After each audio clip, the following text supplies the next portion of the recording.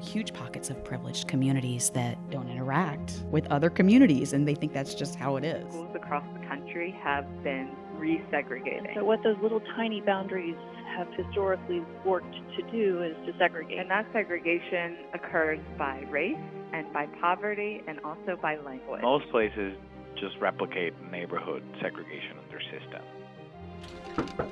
Hey, I'm Sarah. Welcome to The Others. I'm Sarah Dingman. Last time we talked about criminalization and how language used by teachers and school officials can have an impact on students' performance at school.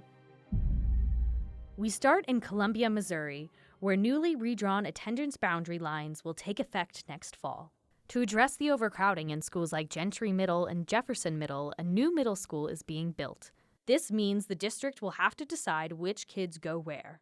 Michelle Baumstar, Community Relations Director for the district, says this can be a daunting task for everyone involved. Attendance area changes is a very emotional process for our community and for our parents and for our students. And we know that we have to make the change. It absolutely has to happen. And we try to do it in a way that is going to be least disruptive as possible. To smooth the process, the Columbia School Board gave students the option to start and finish at the same high school and tried to keep students close to home. In Columbia, our philosophy is really about neighborhood schools. And so we want students to be able to attend school at a school building that's close to where they live. However, during this process, class disparity between schools goes unaddressed. For example, Battle High on the north side of Columbia will have 55% of students on free or reduced lunch, while on the south side, Rockbridge High will have only 18%. Tomas Menares, a research associate at the Urban Institute in Washington, D.C., says school districts struggle with the trade-off between sending kids to neighborhood schools while balancing demographics.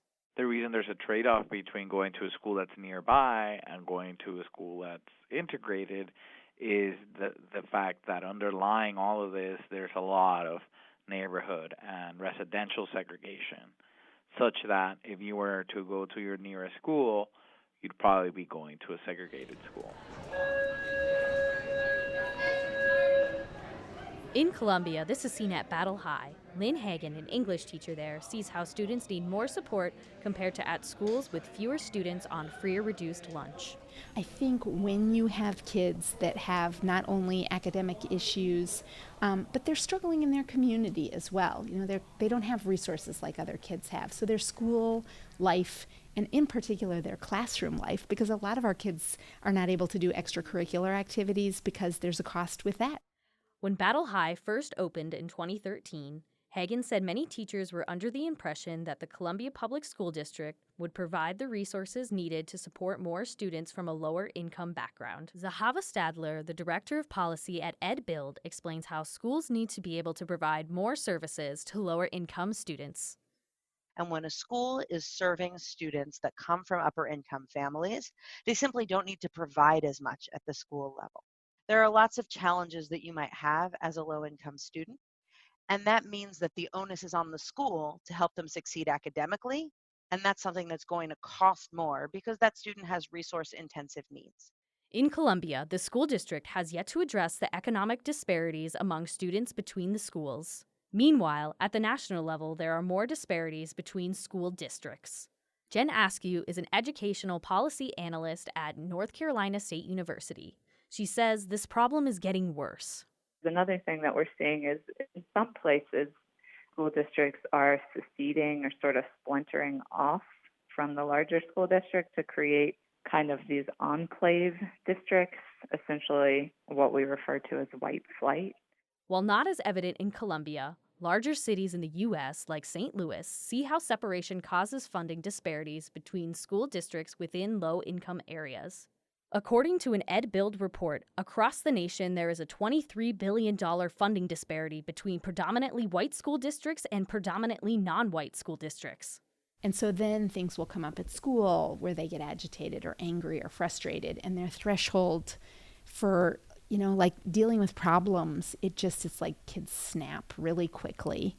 And I really think that needs to be addressed. We need more counseling. We need more, I don't even know what. Across the country and in Columbia, more resources are needed to help solve the disparity gaps. On our next episode, we'll see how criminalization language in public schools and redrawing attendance boundaries plays into the school-to-prison pipeline. Sounded like prison. Sounded like everything is about correction, fixing. Like there's always an issue that has to be fixed. There's always a problem. Everybody's in trouble all the time.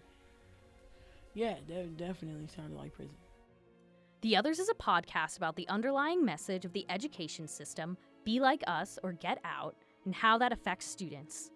Over the course of this series, we will continue to bring in experts and real-life examples of what othering looks like and the tactics used to execute it. Listen for our next episode on kbia.org. With producers Daffy Liu and Tatiana Monet, I'm Sarah Dingman, KBIA News.